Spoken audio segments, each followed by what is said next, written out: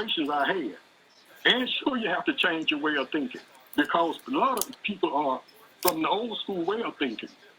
And I was had the old school way of thinking. What is that old school way of thinking in your view? Well, it was the way you were taught for the old school way, like what I said. I trained a lot of police in training, and a lot of it was like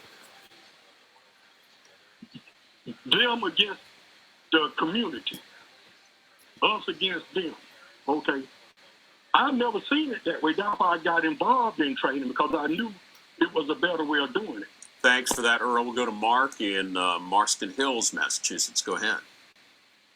Hey, Bill. Thanks a lot. I think police need to do a better job at leading by example, and it's a top-down affair. I think, ever since Trump really, was like, when he was giving a speech, that he was telling them, the cops to, beat on the prisoners or whatever a little more, and I think that really was, precipitous moment right there. And then, personally, the biggest thing that I have, the biggest problem I have is, in a lot of states, we have, tint codes on windows, so you can't tint your windows. And I understand as a cop, you don't want to walk up to, a car and you can't see anybody inside it, but you go by any police station, and every single car in there, cop car and fire department, they all got their windows tinted 100%, exhaust, whatever.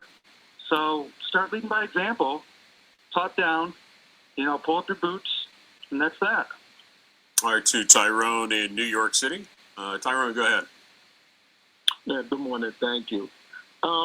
It's a very challenging thing with this police officer and the civilians connection. I live around the corner from where the two police officers was killed. And it was a very trying time for the community because we were at odds with the fact that these police officers just got killed, and our community was suffering from this whole proliferation of drugs and guns and crime. So we know that we need the police to help us through all of this, but we want quick answers, not just here in Harlem, but around this country. We want quick answers. We don't want to hear that it's mental illness. We don't want to hear that it's the proliferation of guns in the communities. We just want things fixed. Let's throw people in jail, and that should fix everything. That is not the answer for every problem that we have in this country until we realize that we do have to work together with law enforcement. We're going to continue to run on this treadmill and not go anywhere. We got to know that there are changes that need to be made. We need to change like time. Time just moves forward. It don't move backwards. Got to continue to move forward as a country. Now, if we don't do that, we're going to continue in this madness. This is madness. We definitely have to. Tyrone, do you think Mayor Adams, Eric Adams, who I believe is a former police officer, right? There, you have a lot of confidence in him early on to do the things that you're hoping for in terms of police presence, et cetera, resolving the crime issues there in Harlem in particular? Well, I think that he understands the operations of how law enforcement operates. I hope that he have more of a connection to how communities operate with law enforcement, because there's a lot of problems that we deal with as far as the community and dealing with police. I walk in and out of my community all the time. I have no interactions with law enforcement, a police officer. Sometimes I say, "Hey, good morning, how you doing?" But I see that they are on edge. You just had two police officers, and you just had another off-duty police officer shot. To hear that, and I know because I used to work for law enforcement, I know when I hear that something happens to another law enforcement officer, that puts me on edge because that makes me feel like, people don't really have my best interests at heart. If you hear that somebody done killed a police officer, shot a police officer, and you work for the law enforcement, you're thinking, are they after police officers? And, we have a lot of variables that bring this problem to light because these people, like I said, have mental health problems. They have access to guns. And we don't want to have that as an answer. We want to be able to have quick answers. Thanks for that, Tyrone. On the guns issue, the president in New York City addressed that specifically on efforts to get rid of illegal guns on the streets of New York. We put together a comprehensive strategy to combat gun crime in cities like New York, Philadelphia, Atlanta, and many other cities, San Francisco, First, we want to crack down on the flow of firearms used to commit violence. That includes taking on and shutting down rogue gun dealers. It's about doing background checks, as well as outright selling, making sure that people who are not allowed to have a gun don't get the gun in the first place. And again, for any of the press listening, this doesn't violate anybody's Second Amendment right. There's no violation of the Second Amendment right. We talk like there's no amendment that's absolute. When the amendment was passed, it didn't say anybody can own a gun and any kind of gun and any kind of weapon. You couldn't buy a cannon, and when this amendment was passed, and so no reason why you should be able to buy certain assault weapons. But that's another issue. And look, one of the things that we've focused on, the Attorney General and I, and we're getting to the point where I think we're going to be able to have a real impact on it, includes going after ghost guns. Ghost guns are the guns everyone in this room knows that can be purchased in parts, assembled at home, no serial number, and can't be traced. And they're as deadly as any other weapon out there. But the fact is, they are out there. And, you know, this spring, the Justice Department will issue a final rule to regulate these so-called ghost guns. But there's more we can do. Across the country, police departments report sharp increases in the number of ghost guns found at crime scenes.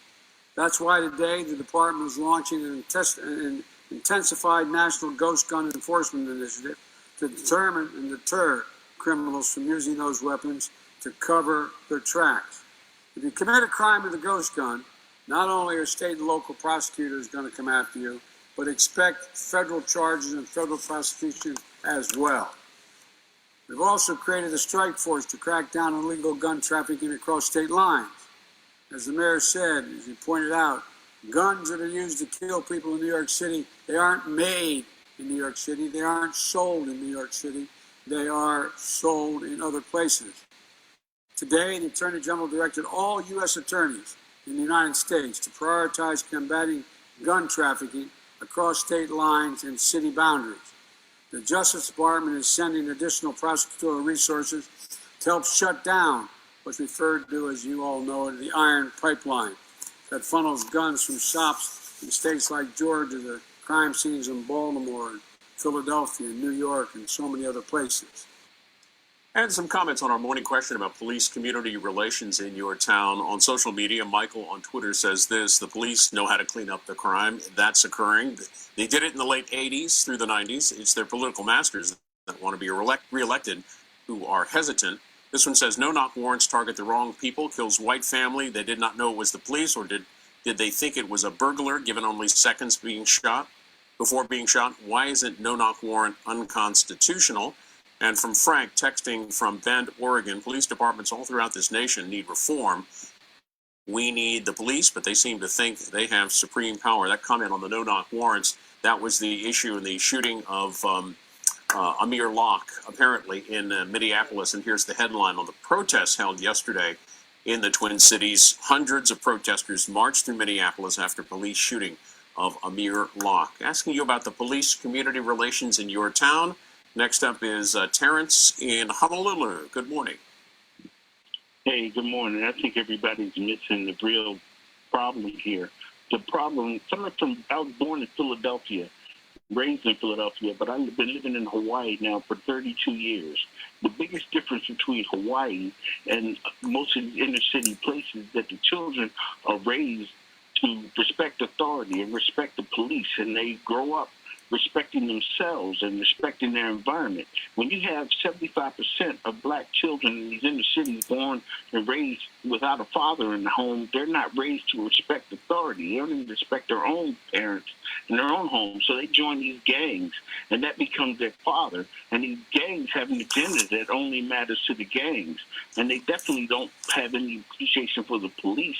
And actually they they fight the police. When you look at just the crime statistics, 90% of all crime committed in the black community is committed by black young men.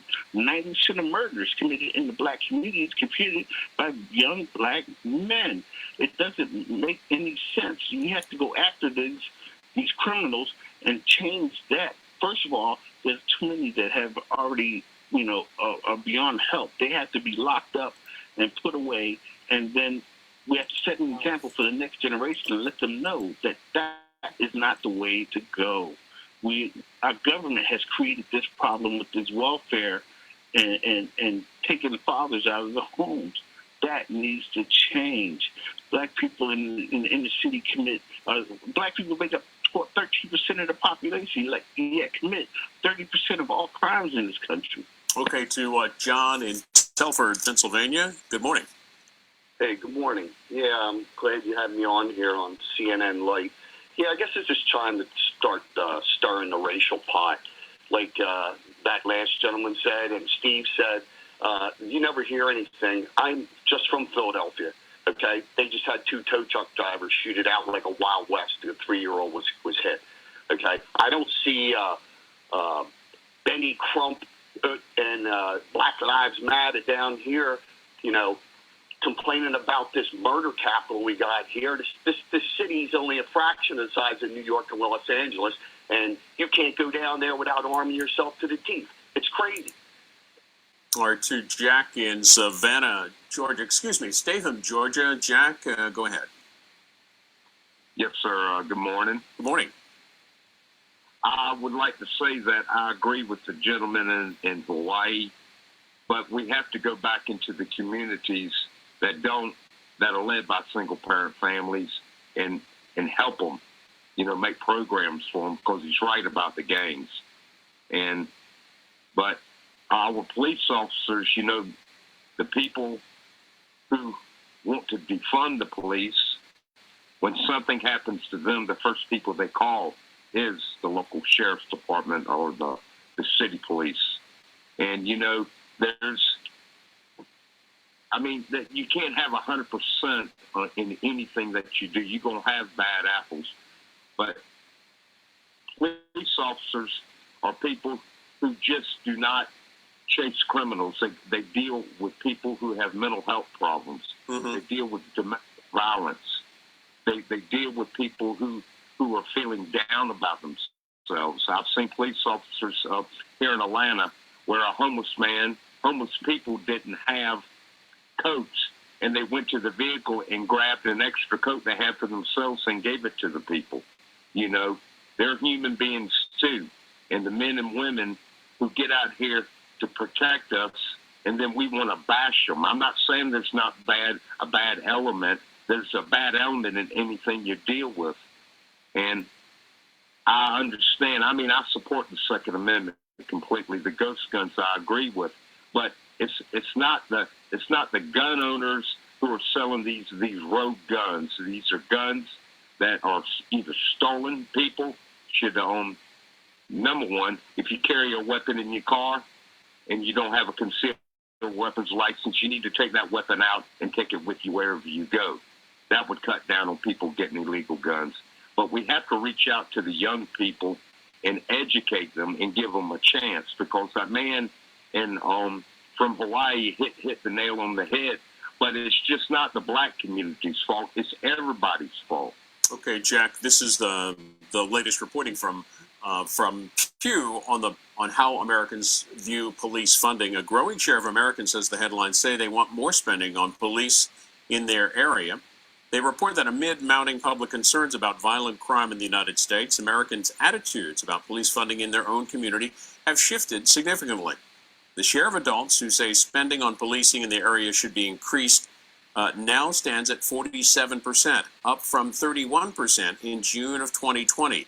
That includes 21% who say funding for their local police should be increased a lot, up from 11% who said this last summer. Here's Chuck Grassley, who is the top Republican on the Judiciary Committee in the Senate, talking earlier this week about the spike in crime in the United States. It still isn't a secret what liberal cities need to do to keep crime out of their cities, out of their railways, out of their subways, out of their streets, and out of their stores. Send police where the crime happens. Tell the police to arrest criminals. Prosecute those criminals. Do not release dangerous criminals out on bail. It is a very simple and effective way to reduce the amount of crime. You know what won't work? Some of my colleagues on the other side of the aisle think that the solution is gun control. But here's the issue. Gun control won't stop a criminal from pushing an innocent victim in front of a subway, let alone keep a criminal from obtaining an illegal gun. The real problem is enforcement by the police. The crime spike began in June 2020, when blue cities nationwide pulled the police off their streets.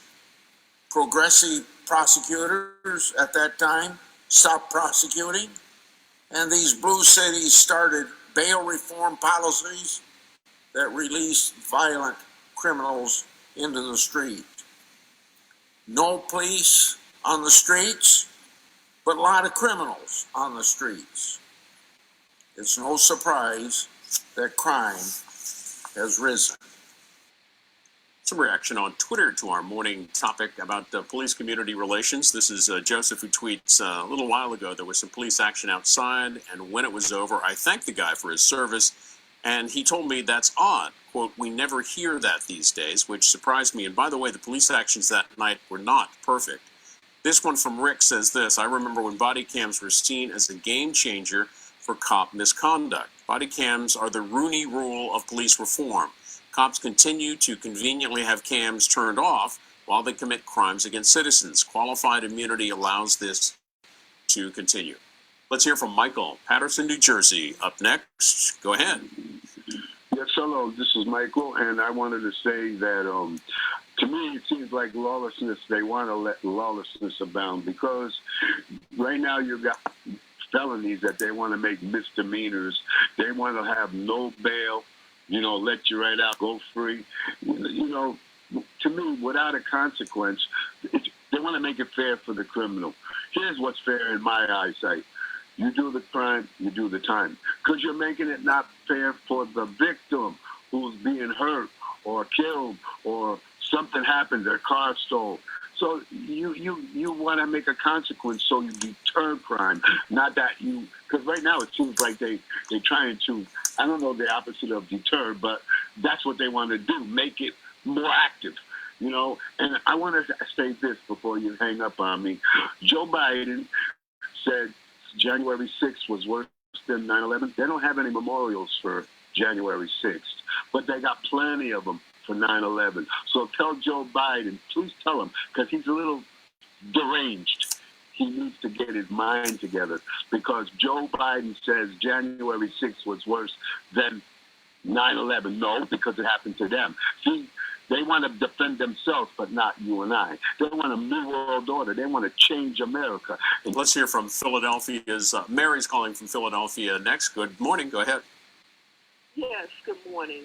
I want to inform people how we can improve relationships with the police, the community, because throwing more money at the police, these anti-violence groups, where we as citizens in this country, we're not seeing any improvement, no boots on the ground from the police or from these anti-violence groups. I mean, we're wasting money.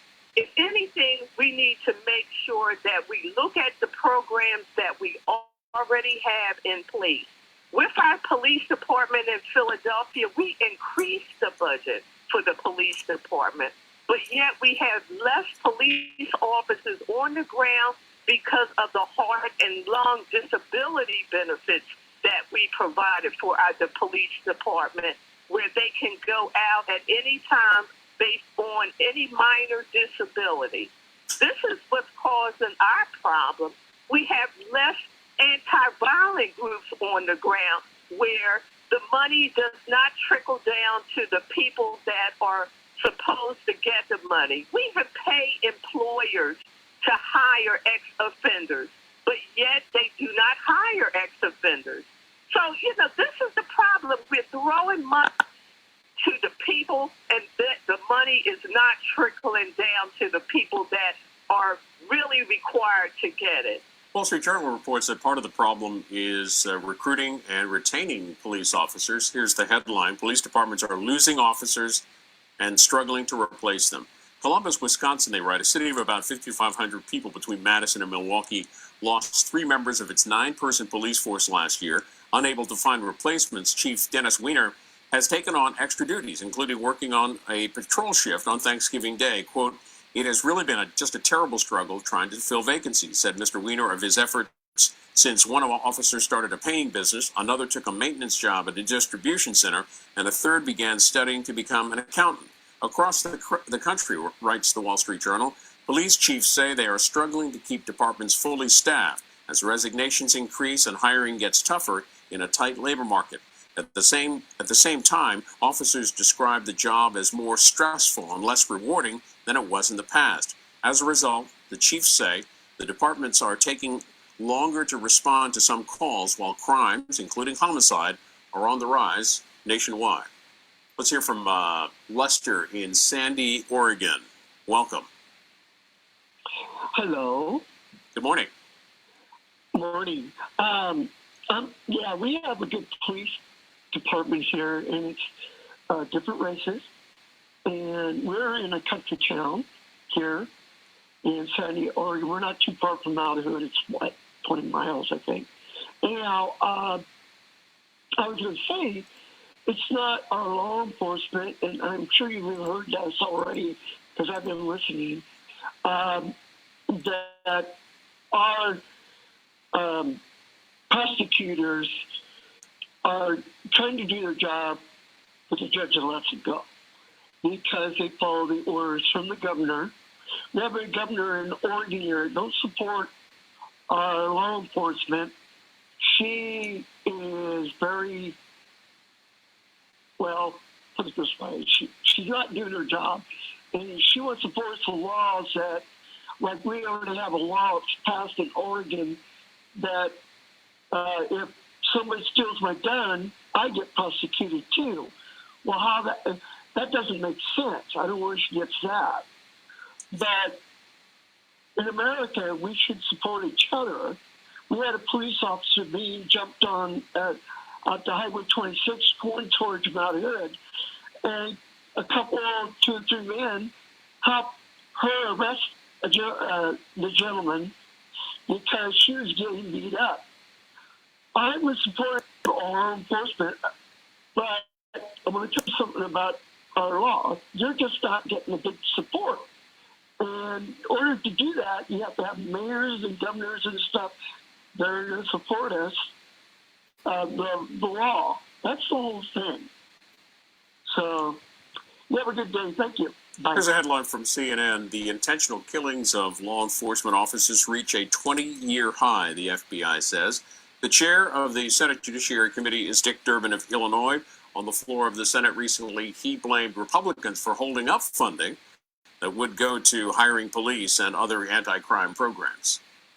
Many speeches are given about the rise in crime in America. I know this personally, representing the state of Illinois and the great city of Chicago. The number of violent gun crimes in this last calendar year was just shocking. When you look at all of the people that have been hurt and killed with the use of guns in cities across America, it's clear we need to invest in our police force and law enforcement. Hold them accountable for the right values and the right conduct, but put in their hands the resources to protect us in our homes and our neighborhoods. What's holding that up? The same decision by the Republican leader not to bring any appropriation bills forward for approval by the Congress. This is just mindless. You can't preach on one hand that you want to fund the police and then stop the appropriation process, which the Republicans in the Senate have done.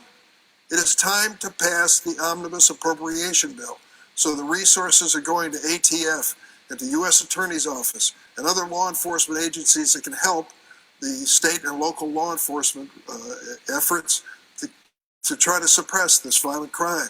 So don't preach about the need for this money and then turn around and stop the effort here on Capitol Hill. Why aren't we voting on an omnibus appropriation bill this week? Why? Why can't we get this done next week? It was supposed to be done last October. It is time for us to do it. And back to your calls. Crystal's up next in West Palm Beach, Florida. Morning. Good morning. Good morning. I am just incensed by the people that are calling and attributing the crime issue to the black population. Maybe a portion of it obviously is with that population, but wherever you have high density of people, period, regardless of the color, there's going to be more crime.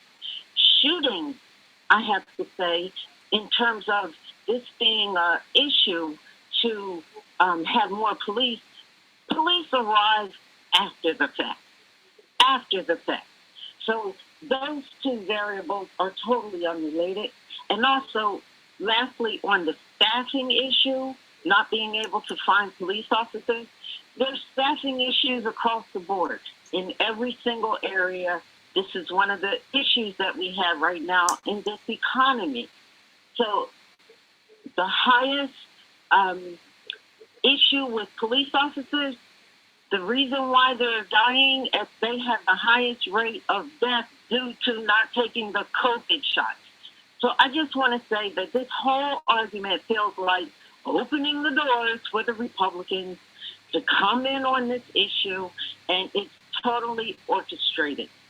Okay. It's the programs and the lack of programs and policies that are contributing to the issue, not black people.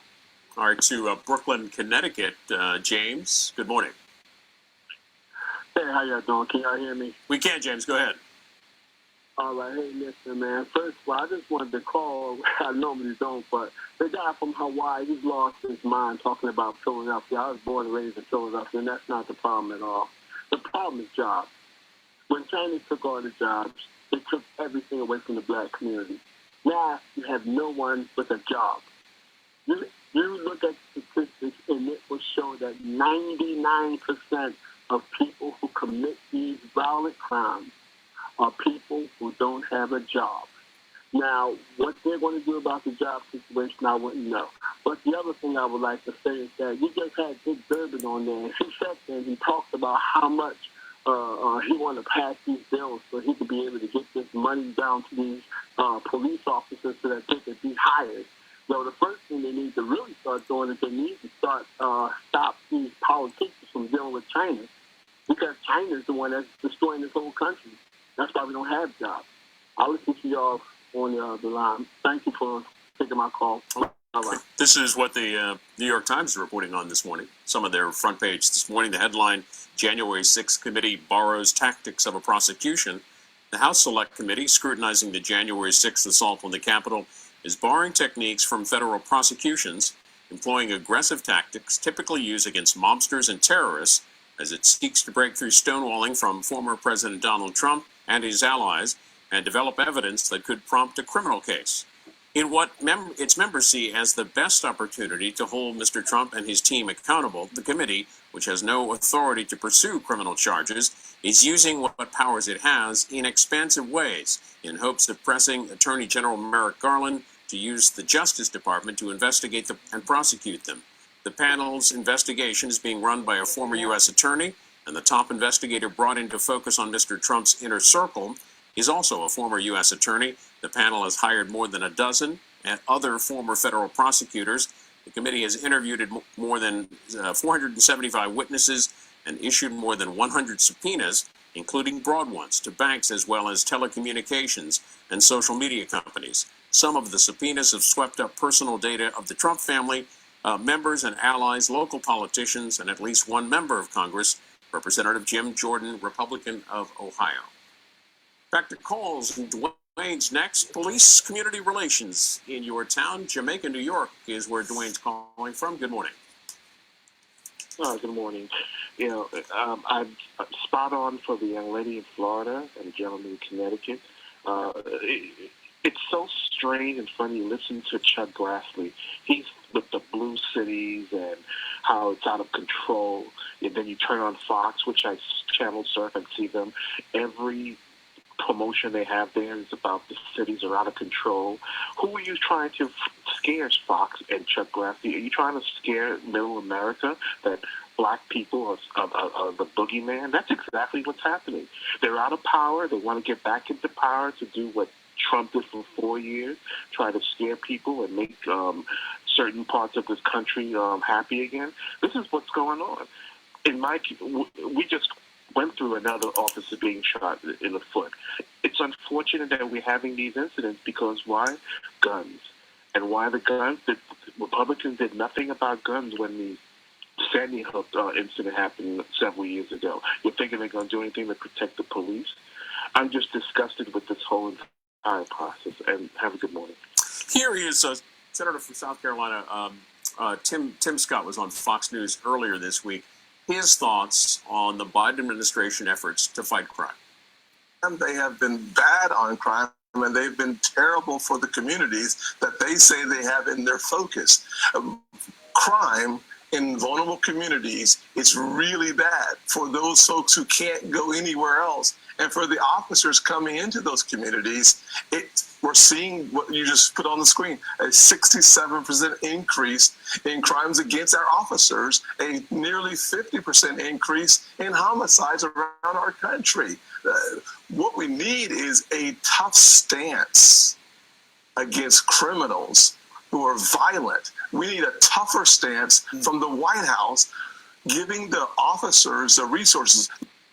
Senator Tim Scott of South Carolina on Fox News this past Thursday. What are police community relations like in your town? I'd like to hear from you. 202-748-8000, the line for the Eastern and Central time zones. It's 202-748-8001, Mountain and Pacific. And if you are law enforcement, that line, 202-748-8002. Comments on Twitter, a couple here. Mimi says, let's audit what police departments are doing with the money they are receiving right now, then we can see the needs. Police departments are becoming defense department status, just throwing money at it like water.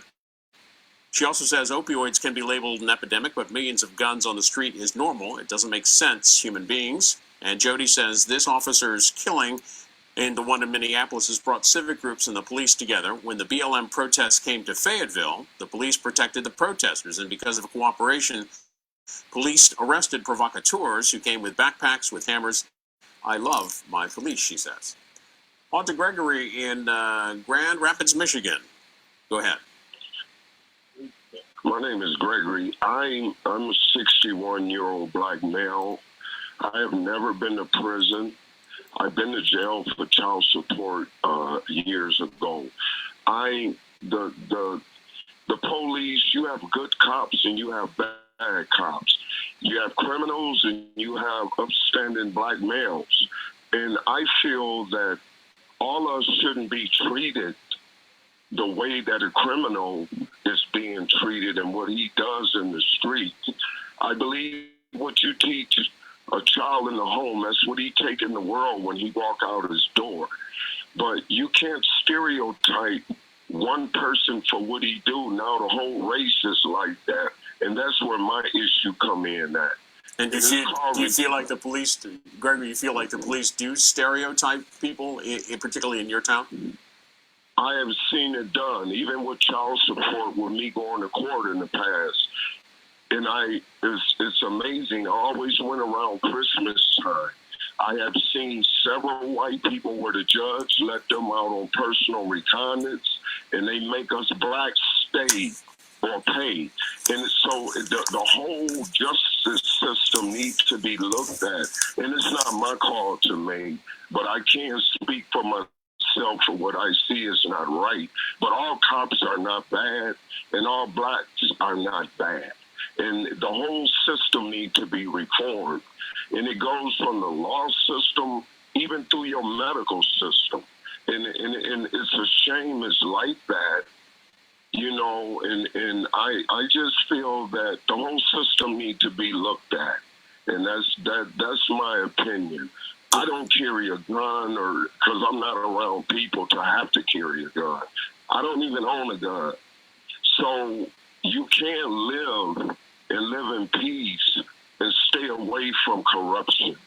And those who go out and commit crimes, if they punished in a certain way, that's on them. But those who walk upright, they shouldn't be treated like those who are out here robbing and killing and shooting.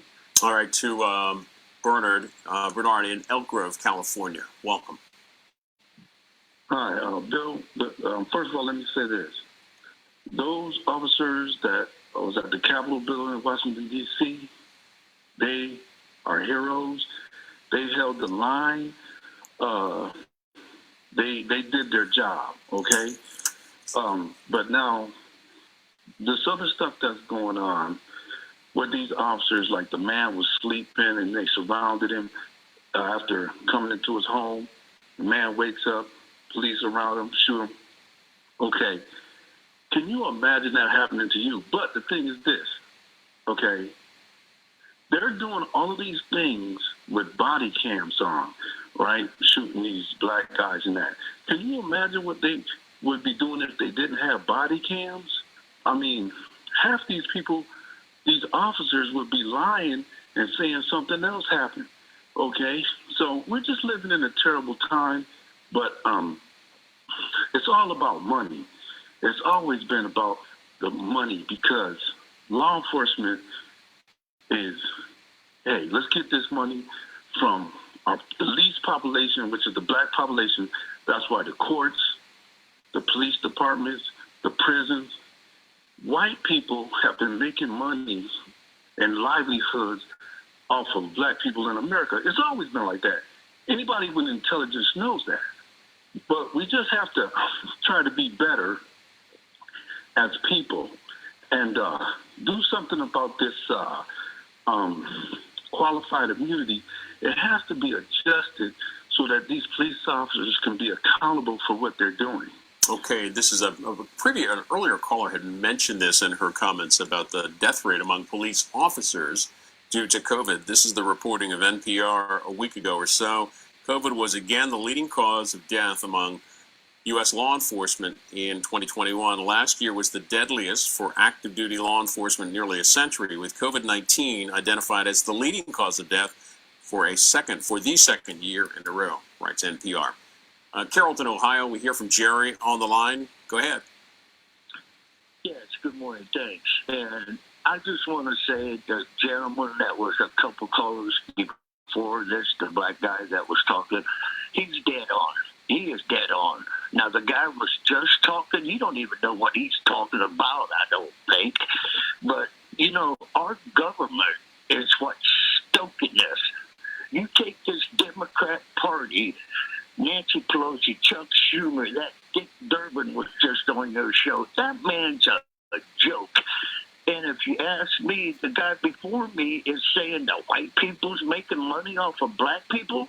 That is so obscene and stupid. It's pathetic. And, you know, it's just sad that our news people are supposed to be news people that can get up there and tell lies. And I've seen it over and over and over again. And it's the Democrat Party. They're in cahoots with them. I could not believe that I used to be a Democrat. And the light has come on in my head, and I see what's going on, and it's pitiful. You know, just like my little town. It's a little town. This poor man got stopped. He, a white man, got stopped by the cops. This cop shot that man 8 times in the back. Nothing was ever done to that cop. Jerry, was he a local police officer there in Carrollton that did the shooting? Yes, he was. Yes, he was. And he didn't face a trial or any sort of discipline for that? Right, yeah. They charged him with the same charge that I would get for growing marijuana or something of that nature. You know, that's crazy. All right, this is the opinion of the Washington Examiner, their opinion on the Biden administration response. Faced with a crime wave, a weak Biden tries to change the subject on the president's visit this past week. How do you know President Joe Biden is worried about his rock-bottom approval ratings?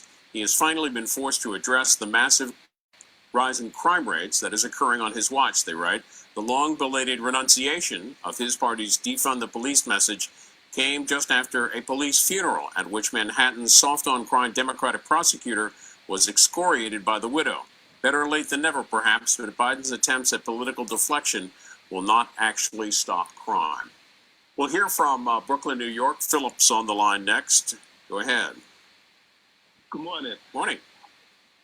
So true statistics of cops dying in this country are 1% of blacks shoot and kill cops. The rest are killed by whites. The media doesn't tell you that. And number two, the majority of people, white people killed by cops, whites are killed more by cops than blacks.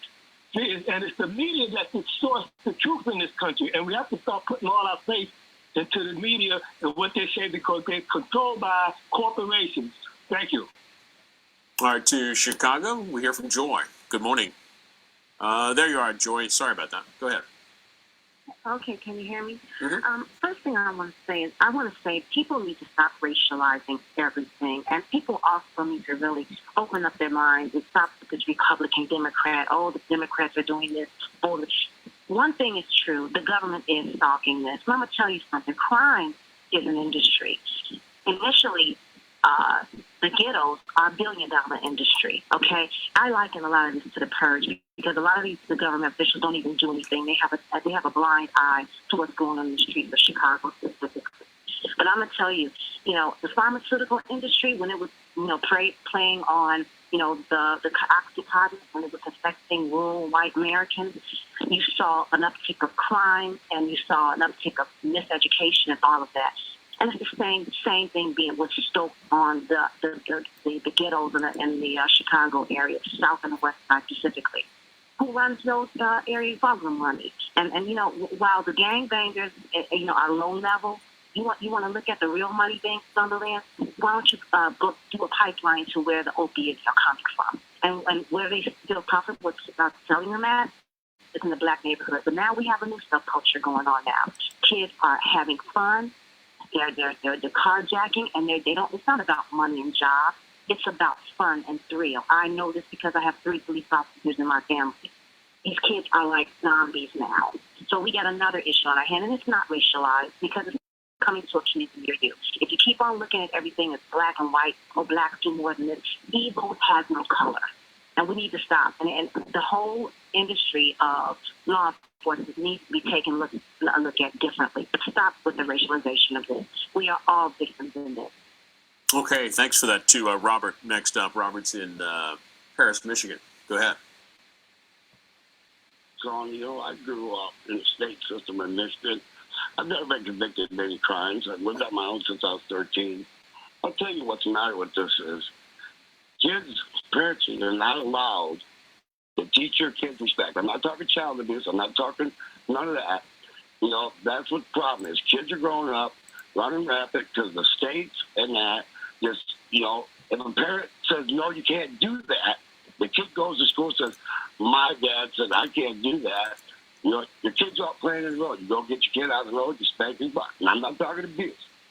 Okay? And another thing, this color thing, everything is, that lady was just on her head, right on the head. Everybody's got to blame everything on racists. You know what? I grew up around racist people, and I don't have a racist bone in my body. I got grandkids that are half black and half white, and I love them just my whole heart. This world's got to stick together and start taking care of their own, or these other countries are going to take over our United States of America, what we live for. And this is not right. This black and white shit has got to stop. There's no color. All lives matter. And if people say that one color is white matters, that is wrong. That's totally wrong. That's all I got to say on the subject. I raised myself. I had a hard life coming up. All right, to Freddie in Easley, South Carolina. Go ahead. Yes, how you doing today? Great. Go ahead. Okay, I would just like to say that I have never sold drugs in my life. I come from a town, and I know what it was like selling drugs. And I just want to say this right here. There are lots of people that's on drugs that have guns, and especially a lot of white people that have guns, and they come to the black community and they take a $700 gun and they trade it for $300 worth of drugs. Okay, now the black kid has got a gun. Okay, but then the white person will go to the insurance company and say, look, somebody broke in my house and all they got was my gun, and they replaced the gun. Now, so people can figure out what I'm putting down. This is how a lot of guns get in the community, especially the black community, because the white guys bring their good guns, $700-$800 guns, and they trade it to this black kid for $300 or $400 worth of drugs. So, yeah, he's glad to get the gun, but then the white person turns right around, go to the insurance company and claim that they lost the gun, and what do the insurance company do? They give them another gun, which they're supposed to if somebody broke in and stole it. But I know because I'm on the inside with black people, and I know that they come to look what this white guy brought to me. Look at this gun. And I know that and the white guys tell me, they go right back and turn around and trade and tell the insurance company, somebody broke in my house and stole my guns. All right, well, let's go there and get one more call on this topic from Ronald in Marion, Ohio. Good morning. Yeah, I'm not a good talker, I'll tell you one thing right now. But these guys on here with Black Lives Matter and Antifa, they're nothing but terrorist groups. And people don't want to seem to listen to that. This black guy was just on there talking about white people selling them guns. Hey, that's not true. If the black people, there's more blacks causing the crime, that's the reason why the police are doing what they're doing. The police are being stabbed in the back by the government and by everybody. More ahead here on Washington Journal. Up next, we'll focus on the developing crisis in Ukraine and the threat from Russia. We'll talk with the Brookings Institution's Michael O'Hanlon to talk about Russia-Ukraine tensions and Russia's growing partnership with China. Later, Peter G. Peterson Foundation CEO Michael Peterson will talk about the national debt hitting $30 trillion this past week and the foundation's role in promoting deficit reduction.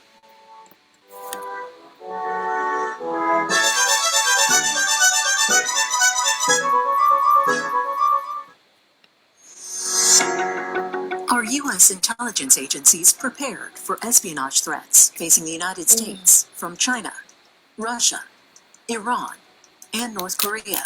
We examine that question tonight on Q&A with Hoover Institution Senior Fellow Amy Ziegard.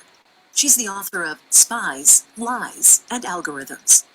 I think we're living in a moment of reckoning akin to 9/11, where the intelligence community has to undergo a radical transformation and reimagining to deal with the threats that are driven by new technology. And so I think about these threats. Okay, I'll stop that share. And just to understand, this is 2022. And in America, here we are. And we're locally, we can't even have a conversation in regards to the lack of outcomes for the people who live in the community. And we're talking about police brutality or how the police interact with the people that look like you. And we're just looking for certain things. And I'm saying you're going to get exactly what you're looking for. Because everybody has an opinion, but there's only one United States Constitution that gives us the right to have freedom of speech and the liberty that we possess. But if you don't understand until you start exercising that liberty, and then they take action against you, whatever they can do, the reality is that we are all human beings. And whatever we have to do, we just have to do, and that's just real. So here we are. And we're not talking about the failure of public services for the people. It's just time to have that conversation, what we do, because the footprint is the same across these United States, counties, cities, states, local communities, what we're doing, how we're building out America, and then understand that every person should have a right to have a position in America, and that's not happening. The reality is that public education is mandatory, compulsory by law, but it's a failure to comply. You see, they've got this game. They got it. You don't got it. But until you understand that you don't got it, you don't got it. So here we are. What should we talk about? How many children in your local area are actually making it? Do they already know where they're going? Like, do you know the way to San Jose? Because if you don't know the way, you can't get there. Do you know the way to success? Independence. Do you understand? In other countries, they support families. But here, when local people working for the Department of Health and Human Services would kill their children, or when a parent would be paraded on television that abused their child, and every time you have to see those pictures of the abused child, they don't consider that abuse. They beg for donations to help with their overcrowded foster care system, but they're not providing real services to empower families, as families are not being empowered. And, you only know what you know. But I'm telling you, local communities are responsible for the lack of outcomes, the lack of maintenance across the board. And as long as we're talking about race and you believe that we are a different type of race, well, the obligation for our race lies upon the state. And when you ask the state for the data, they have an obligation to provide it to you. But when they cannot provide you with the numbers, and when they would boldly talk about the 15,000 children that got caught up in the harbor, and they feel the obligation for the education of those people is not on them, they are sadly mistaken. In 2022, it's all about what we're willing to do. And me, I'm just willing to educate people. Failure has just never been an option in America. We need to stop relying on the system to be honest, open, have the ability to communicate with you across the whatever. But for all these children who are not making it in America, well, here in Clark County, especially since we're in the entertainment capital of the world, and entertainment seems to be the harvest, but African Americans are on the top of the entertainment chain. You know what I'm saying? They're not allowed in America to engage in local communities, just as, you just got to understand. They want you to be a part of whatever they choose for you to be a part of, but no more than that. And in America, you're going to understand the word e pluribus, means out of many, there's one. So we must protect the many so we can have the one. Your one, my one, one, one, one. Wake up in 2022. What are you willing to do? Please like, subscribe, and share. Find my podcast on Anchor and share. Go and grow, my friend. This is 2022.